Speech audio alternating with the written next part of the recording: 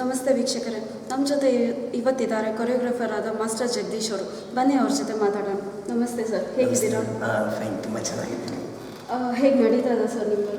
ಹಾಂ ಮೇಡಮ್, ಈಗ ನಿಮಗೆ ಗೊತ್ತಿರಬೇಕು, ನಮ್ಮ ಮಕ್ಕಳು ತುಂಬ ನಮ್ಮ ಸದ್ವಿನ್ DAD season 3 second runner of ಕರ್ನಾಟಕದಿಂದ ಇಲ್ಲಿ ಬಾಂಬೆವರೆಗೂ ಹೋಗಿದ್ದಾನೆ ಅಂದರೆ ನಮಗೆ ತುಂಬ ಖುಷಿಯಾದಂಥ ವಿಷಯ.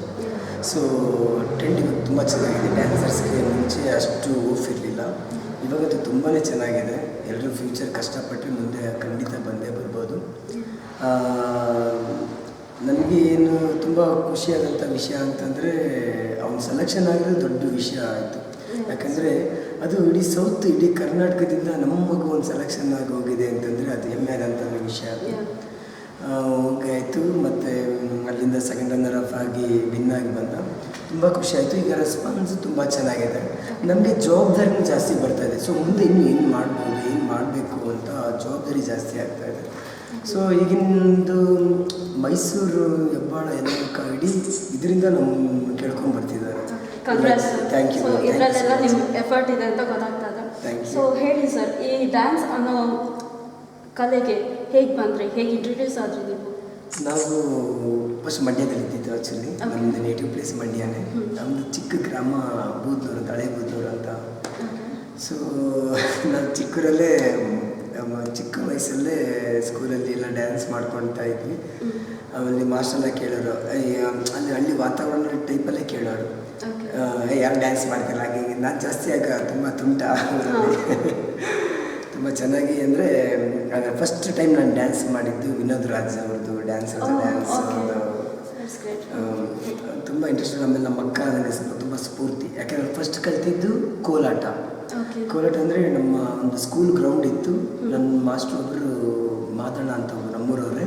ಅಂದರೆ ಅವರೇ ನಿಮಗೆ ಸ್ಟಾರ್ಟಿಂಗ್ ಫಸ್ಟ್ ಸ್ಟೆಪ್ ಹೇಳ್ಕೊಟ್ಟು ಫಸ್ಟ್ ಸ್ಟೆಪ್ ಕಲೆ ಬಗ್ಗೆ ಕೋಲಾಟ. ಅದು ಕೋಲಾಟದ ಫುಲ್ಲು ನಾನು ತುಂಬ ಕಲ್ತ್ಕೊಂಡಿದ್ದೀನಿ. ಯಾರಾದರೂ ರೋಲ್ ಮಾಡಲ್ ಇದ್ದಾರಾ? ಡ್ಯಾನ್ಸೇ ಕಲಿಬೇಕು. ಈಗ ಕೆಲವ್ರಿಗೆ ಮೈಕಲ್ ಜಾಕ್ಸನ್ ಅಂದರೆ ಅವರೇ ಆಗಬೇಕು, ಅಥವಾ ಪುನೀತ್ ರಾಜ್ಕುಮಾರ್.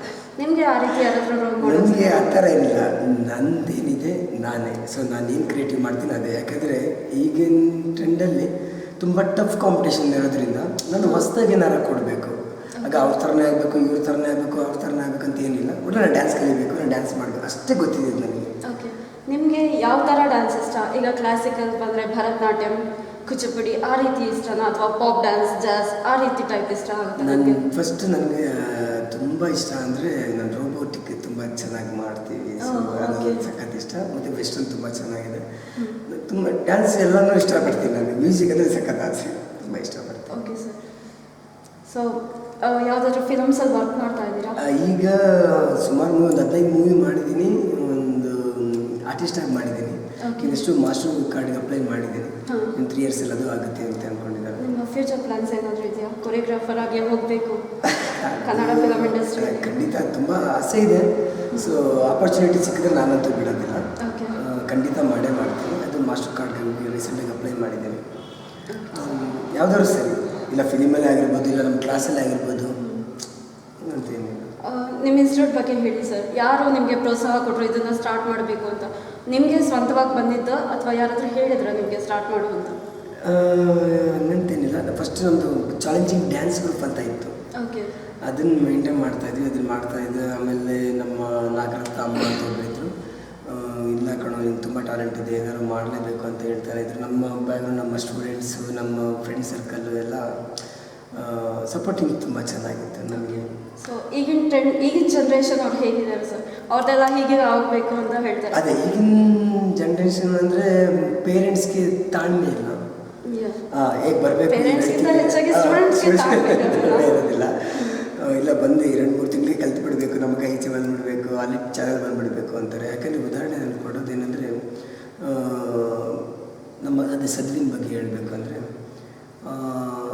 ಸುಮಾರು ಒಂದು 6 years ನನ್ನ ಜೊತೆಲೇ ಕಲ್ತಿದ್ದ. ಒಂದು 4-5 ವರ್ಷ ಇದ್ದಾಗಲೇ ಬಂದಿದ್ದು. ತಾಳ್ಮೆ. ಕೆಲವರು ಒಳ್ಳೆ ಪೇರೆಂಟ್ಸ್ ಸಿಗೋಕ್ಕೂ ಪುಣ್ಯ ಮಾಡಿರಬೇಕು, ಒಳ್ಳೆ ಸ್ಟೂಡೆಂಟ್ಸ್ ಸಿಗೋಕ್ಕೂ ಪುಣ್ಯ ಮಾಡಿರಬೇಕಂದ್ರೆ. ಸೊ ಅದು ನನಗೆ 2 ಸಿಕ್ತು. ಒಳ್ಳೆ ಗುರುನು ಅವ್ರು ಅನ್ಕೋತಾರೆ, ಇಲ್ಲ ನಮ್ಗೆ ಒಳ್ಳೆ ಗುರು ಸಿಕ್ಕಿಲ್ಲ, ನಾನು ಅಂದ್ಕೊಳ್ತೀನಿ ನನಗೆ ಒಳ್ಳೆ ಸ್ಟೂಡೆಂಟ್ಸ್ ಸಿಕ್ಕಿದೆ, ಒಳ್ಳೆ ಪೇರೆಂಟ್ಸ್ ಸಿಕ್ಕಿದ್ರು ಅಂತ. ಪೇಷನ್ಸ್ ಇರಬೇಕು. ಯಾಕೆಂದರೆ ಈಗಿಂದು ಟ್ರೆಂಡ್ ಸ್ಟೈಲ್ ತುಂಬ ಚೆನ್ನಾಗಿದೆ. ಸ್ವಲ್ಪ ತಾಳ್ಮೆಯಿಂದ ಕಾದರೆ ಆರಾಮ್ಸೆ ಅವರು ಅಚೀವ್ಮೆಂಟ್ ಮಾಡ್ಬೋದು ಈಗ. ಯಾಕೆಂದರೆ ಒಂದೊಂದು ಮಗುಲು ಕೂಡ ಒಂದೊಂದು ಬ್ರೆಜಲ್ಲೂ ಕೂಡ ಒಂದೊಂದು ಟ್ಯಾಲೆಂಟ್ ಅಂತ ಇದ್ದೇ ಇರುತ್ತೆ. ಅದು ನಾವು 100% ನಾವು ಗುರುತಿಸ್ತೀವಿ ಇಲ್ಲಿ.